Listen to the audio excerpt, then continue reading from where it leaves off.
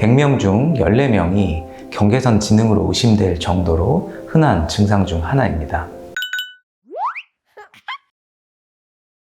아이들을 키우다 보면 다른 형제나 또래의 친구들보다 현저히 배움의 속도가 느린 아이들이 있습니다. 처음에는 단순히 공부가 힘든가, 공부를 싫어하나 라는 생각을 하며 크다 보면 좋아지겠지 하고 기다려보기도 하는데요. 하지만 학년이 올라가면서 학습에 대한 문제가 계속 커지게 되는 아이들 중에는 경계선 지능에 해당하는 경우가 상당히 많습니다. 경계선 지능의 연구에 따르면 100명 중 14명이 경계선 지능으로 의심될 정도로 흔한 증상 중 하나입니다. 특히 최근 3년간 코로나 확산으로 제대로 학교 생활을 할 수 없게 된 아이들이 잘못된 공부 습관을 갖게 되고 유튜브 등의 자극적인 컨텐츠 노출이 더해지면서 집중력이 낮아지고 그러면서 지능 향상의 기회가 적어지는, 그래서 경계선 지능에 의심이 되는 사례들이 많아지고 있습니다. 오늘은 우리의 배려가 필요한 느린 학습자, 경계선 지능의 특징과 증상, 그리고 부모님들의 대처 방법에 대해서 알려드리겠습니다.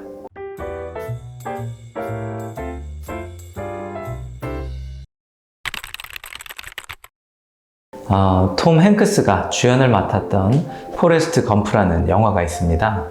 또래보다 다소 늦되어서 친구들의 놀림과 괴롭힘을 당하던 주인공 포레스트 검프는 순수한 마음과 성실함을 통해서 자신의 한계를 극복하고 행복한 삶을 만들어간다는 이야기인데요.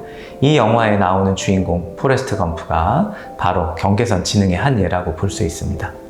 경계선 지능이란 지능지수가 70에서 84 사이에 해당되는 아이들을 말합니다.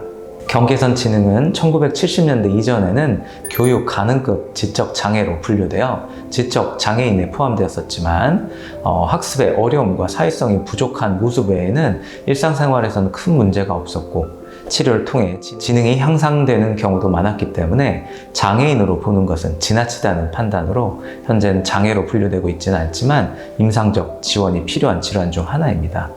이렇게 경계선 지능의 경우 부모가 아이의 문제를 제대로 인식하기가 어렵다 보니까 아이의 공부에 대한 의지 부족이나 공부 습관이 형성이 안 되어서 그렇다는 식으로 잘못 생각하면서 치료 시기를 놓치게 되는 경우가 많습니다. 경계선 지능의 아이들과 대화를 해보면 일상의 대화는 가능하지만 자기 생각을 묻는 질문에는 대답을 회피하거나 질문에 맞지 않는 엉뚱한 답을 하기도 합니다. 심리적 긴장도가 높아서 내성적 아이로 오해를 받기도 하고요. 네, 아니요, 몰라요 등으로 짧게 단답형으로 답하는 경우들이 많아서 경계선 지능이라는 걸 알기는 쉽지가 않습니다. 그래서 아이가 학습에서 지나치게 어려움을 느끼는 경우라면 부모로서 좀 더 객관적인 관점에서 아이를 관찰해 볼 필요가 있습니다. 먼저 또래에 비해 생활에서 언어의 이해도나 표현 능력들이 부족하지는 않은지, 타인의 감정이나 상황에 대한 인지 능력이 떨어지는 것은 아닌지, 그리고 학습 시의 이해도나 문제 해결 능력이 많이 부족한 것은 아닌지 체크해 볼 필요가 있습니다. 만약 아이가 또래에 비해 다소 부족한 부분들이 관찰이 된다면 가까운 전문기관을 찾아서 지능검사를 받아보시는 것이 좋습니다.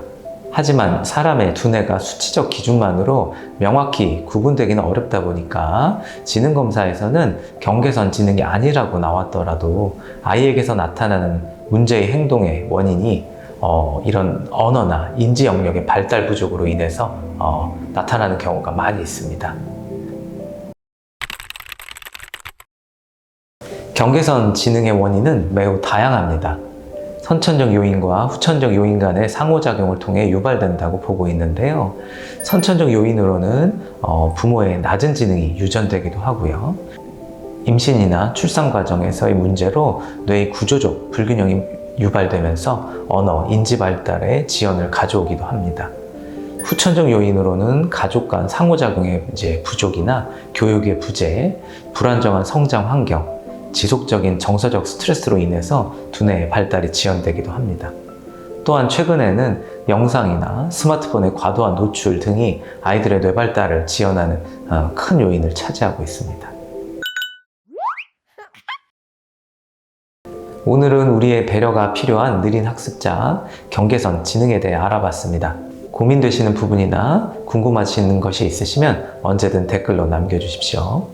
우리 뇌마미들이 건강하고 행복하게 성장해 갈 수 있는 좋은 정보 만들어 갈 수 있도록 구독과 좋아요, 댓글로 많은 참여 부탁드리겠습니다. 뇌맘주치 노충권장이었습니다. 감사합니다.